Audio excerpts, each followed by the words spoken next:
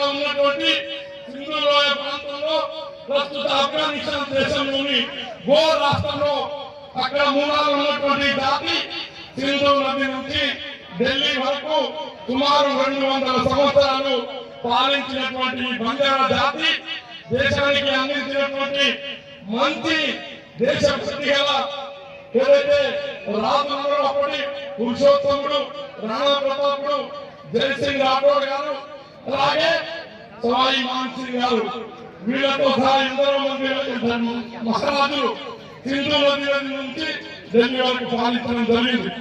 ఎప్పుడైతే మొఘలుడు సింధు నది దాటి దండయాత్ర చేశారో వాళ్ళను దేశంలో అడుగు పెట్టకుండా 200 సంవత్సరాలు వారి రాజ్యాలు కోల్పోయేంత వరకు రక్షించినటువంటి జాతి.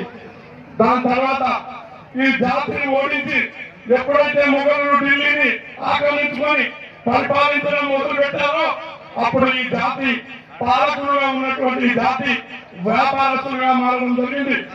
ఆ రోజులలో రైల్వే లైన్లు, ట్రాన్స్పోర్ట్ సిస్టమ్ లారీలు లేనప్పుడు లదనీ అనే ట్రాన్స్పోర్ట్ వ్యవస్థను వీళ్ళు ఏర్పరచుకొని రవాణా కొనసాగించేవారు. లదనీ మీన్స్ మూవింగ్ తాండా, మూవింగ్ తాండా లదనీ అంటారు. దాంట్లో మనుషులు ఉంటారు, పశువులు ఉంటాయి. వాళ్ళకి చెందినటువంటి అన్ని జంతువులను తీసుకొని ఒక్కొక్క పశువు మీద 250 కిలోల సరుకును మోసి ఒక రాష్ట్రం నుంచి ఇంకొక ప్రదేశానికి సప్లై చేయడం వృత్తిగా మారడం జరిగింది. వాళ్ళు ఏర్పరిచిన దారుల్లోనే భారత ప్రభుత్వము రైల్వే మార్గాలు, జాతీయ రహదారులు దిక్సూచిగా మారినటువంటి జాతి బంజారా జాతి. వ్యాపారస్తులుగా ఉన్నప్పుడు బ్రిటిష్ ఇండియా వాళ్ళు ఏదైతే ఈస్ట్ ఇండియా కంపెనీ ద్వారా అడుగుపెట్టే వ్యాపారానికి వీళ్ళు అడ్డు అని చెప్పి మా అడ్డు తొలగించడానికి వీళ్ళని క్రిమినల్ టైమ్ గా గుర్తించి మమ్మలను సంఘ వ్యతిరేక శక్తులని ముద్ర వేసి మా వ్యాపారాన్ని క్లోజ్ చేసి వాళ్ళందరూ వ్యాపారస్తులుగా మారడం జరిగింది. ఈ జాతి ఉద్ధారణ కోసం 1739లో సేవాలాల్ గారు ధర్మడి భీమా నాయక్ కలిగిన సంతానం. ఆ జన్మస్థలం కర్ణాటకలోని శివమొగ్గ జిల్లాలోని దేవనగిరి తాలూకాలో. అక్కడి నుంచి ఆయన బాల్యము మొత్తం కూడా ప్రస్తుత అనంతపూర్ జిల్లాలోని గుత్తి మండలం సేవా అక్కడ బాల్యం గడిపినాడు. దాని తర్వాత సేవాలకు కూడా లందరి ఉండేది. ఆయన లందరిలో సుమారు 400 పశువులు ఉండేవి. ఆయన లందరి మైసూరు నుంచి ఇండోర్ వరకు ఆయన లందరినీ నిర్వహించడం జరిగింది. దాంట్లో ఆయన లందరి కాలంలో 5 స్థానాల్లో ఆయన బస చేయడం జరిగింది. నంబర్ 1 పుట్టిన స్థానం కర్ణాటక. అక్కడ 30 సంవత్సరాల నుంచి కర్ణాటక ప్రభుత్వం భవ్య మందిరాన్ని నిర్మించి రోజు కూడా భోగొండ నిర్వహిస్తున్నది. 2వ స్థానం గుత్తి మండలం సేవాగర్. అక్కడ ఆంధ్రప్రదేశ్ ప్రభుత్వం మందిరాన్ని నిర్మించి అక్కడ రోజువారీ కార్యక్రమాలు నిర్వహించడం జరుగుతుంది. 3వ స్థానం బంజారా హిల్స్ హైదరాబాద్.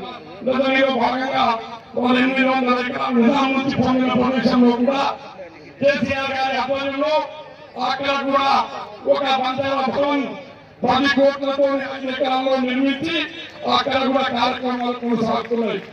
4వ స్థానం బాసరలో 31 రోజులు సేవాలాల్ గారు ఇక్కడ ఉన్నారు, దీక్ష చేశారు. ఆయన మహిమలతోని, ఆయన పూజలతోని ఇక్కడ గోదావరి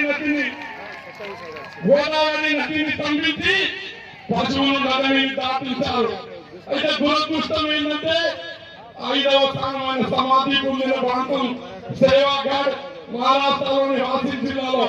అక్కడ కూడా భవ్య మందిరం ఉంది. బంజారా కాశీ మహారాష్ట్ర గవర్నమెంట్ అక్కడ అన్ని కార్యక్రమాలు నిర్వహిస్తున్నది. దురదృష్టం ఏంటంటే నిర్మల్ జిల్లాలో ఉన్నటువంటి ప్రస్తుత బాసర క్షేత్రంలో మాత్రం సేవాలకు ఈ రోజు వరకు భోగబండ జరగలేదు.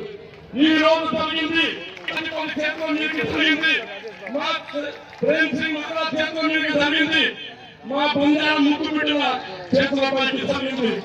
ఇంటి కార్యక్రమానికి మా బొద్దు గారు కూడా సహకరించారు, సీతక్క గారు వచ్చి గౌరవించారు. అందరూ కూడా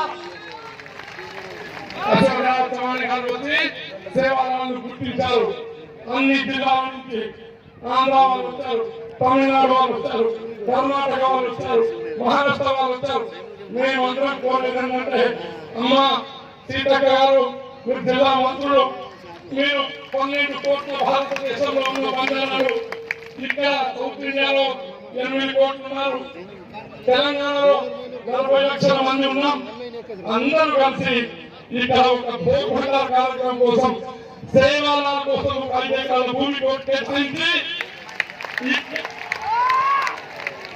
ఇక్కడ కూడా సేవాల మందిరాన్ని నిర్మించి పోరాదేవి యాత్ర ఇటు, బాలాజీ యాత్ర అటు వెళ్ళే ఈ జాతికి బాసరలో గోదావరిలో పుణ్యస్నానం చేసి సేవాలను కొలుచుకునే అవకాశం కల్పించడానికి మీరు కృషి చేయాలని, మీ హయాంలో మేము దీన్ని పొందాలని, ఎల్లవేళలా ఈ బంజార జాతి మీకు మీ ప్రభుత్వానికి చేసిన వాళ్ళకు రుణపడి ఉంటుందని ఇందాక చెప్పాము.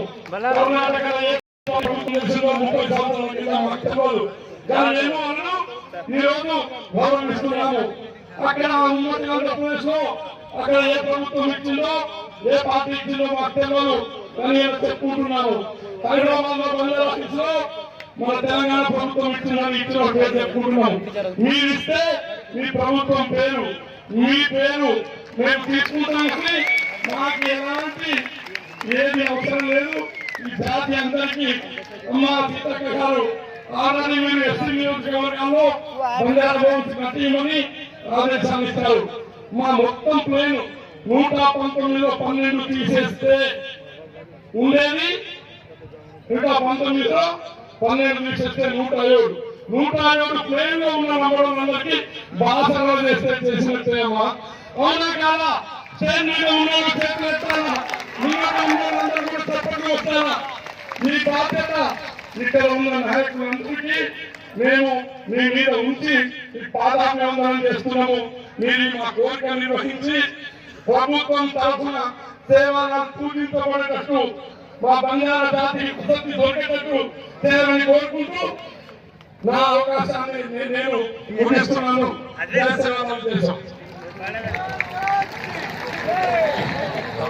రాజేష్ బాబు గారికి ధన్యవాదాలు.